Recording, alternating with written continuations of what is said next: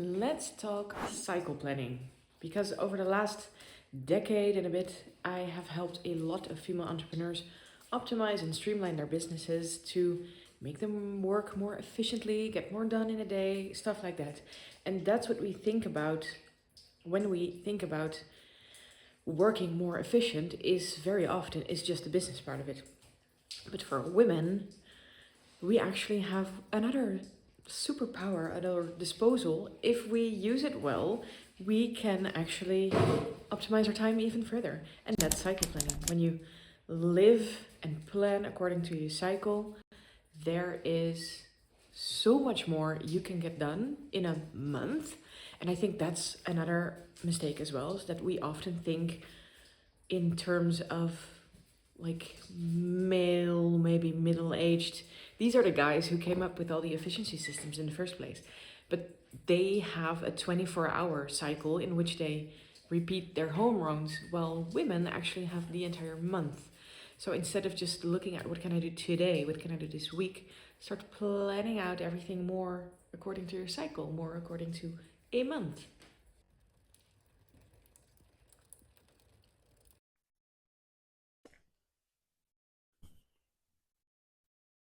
As a quick recap, there are 4 phases in your cycle.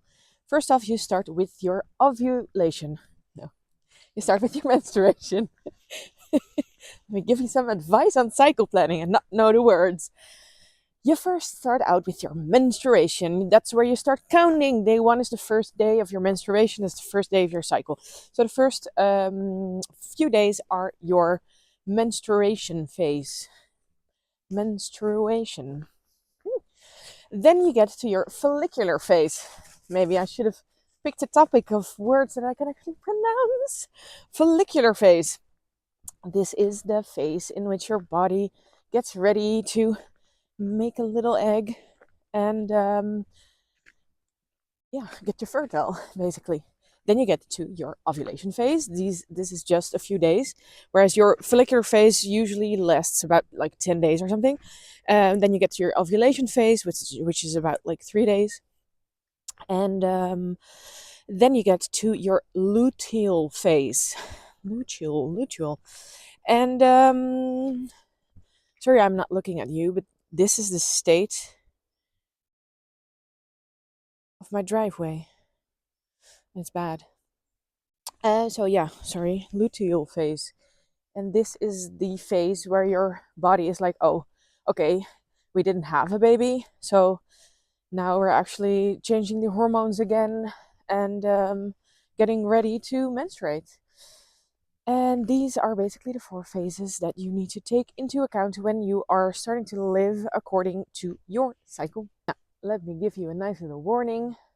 This, of course, is all general information. Because, for example, I have friends of mine who get absolutely crippled by their menstruation and they're just laying on the couch for 5 days. And then there are people like me who just breeze through the menstruation like it's nothing.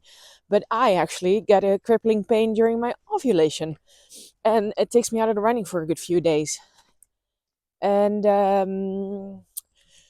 yeah, everybody's different. Like literally every body is different.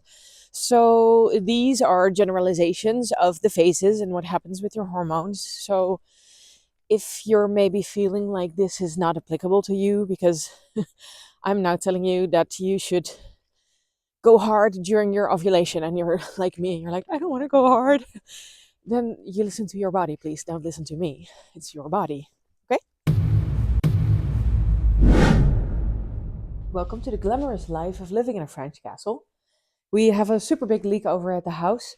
So we were throwing out a bucket of water every half hour.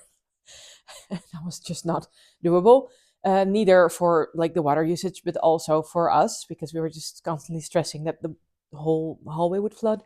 So this is the solution until the plumber responds, and that's to just cut off the water completely until we actually need it again.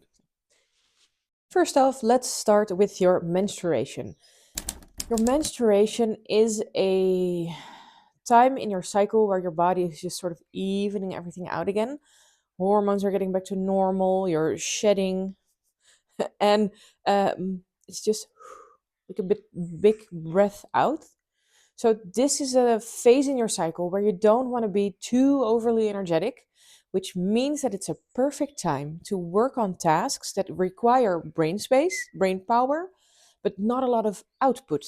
So think about tasks like journaling on what works and what didn't work in the last month. CEO time, thinking about strategy, where you want to go, if you're still aligned with your vision, how your goals, reviewing your numbers is one of those things as well, where you can just sit down quietly, do something that requires intelligence, but not actually meaning a lot of creative output.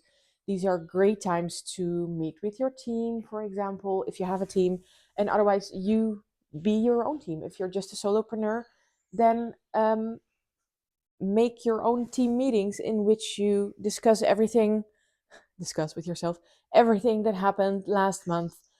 How are you growing? Where's your revenue coming from? Not what, but where should you be looking at to go tweaking this month? Stuff like that. Alrighty, next up is your follicular phase. And for the sake of I don't know, for the sake of something, I'm gonna put your follicular phase and your ovulation together. Because for me, and I think for a lot of women, these tend to go hand in hand.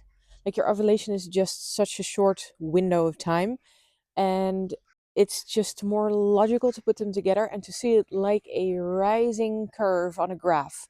So this would mean that you start here during your menstruation and you end there for your actual ovulation. This is a period of rising energy.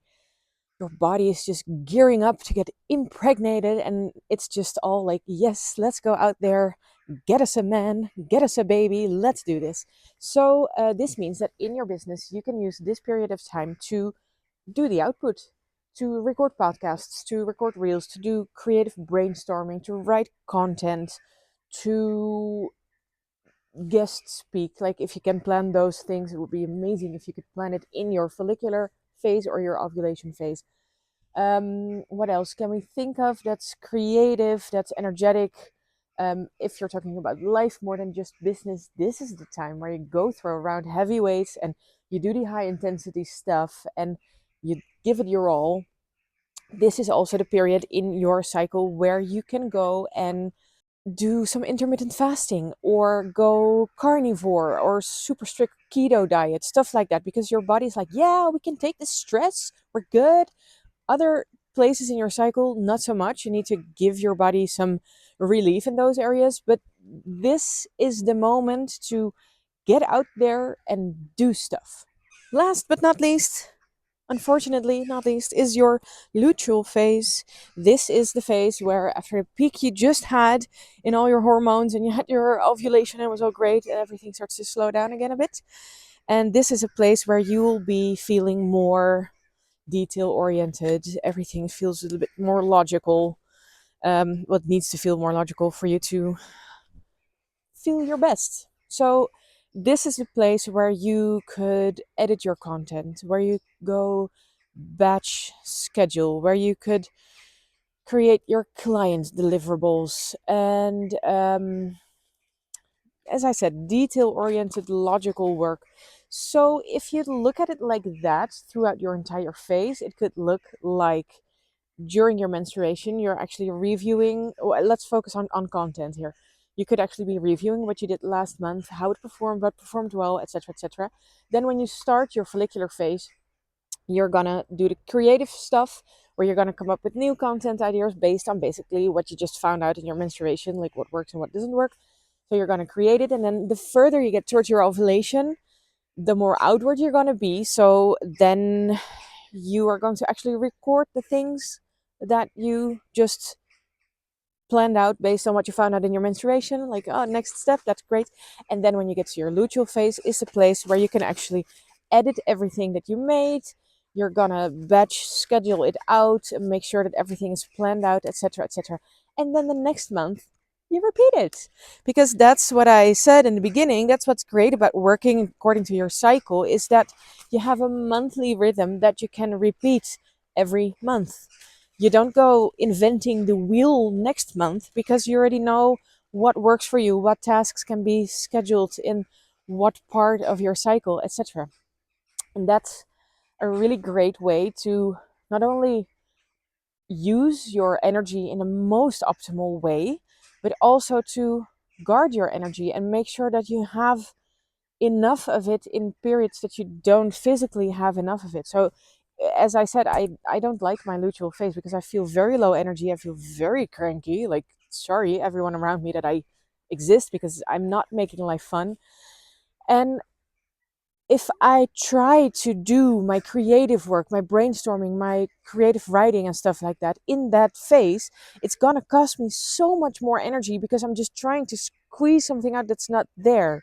While if I schedule it in my follicular phase where I have that energy abundant, it doesn't cost me any extra energy while the results that I produce are actually much better.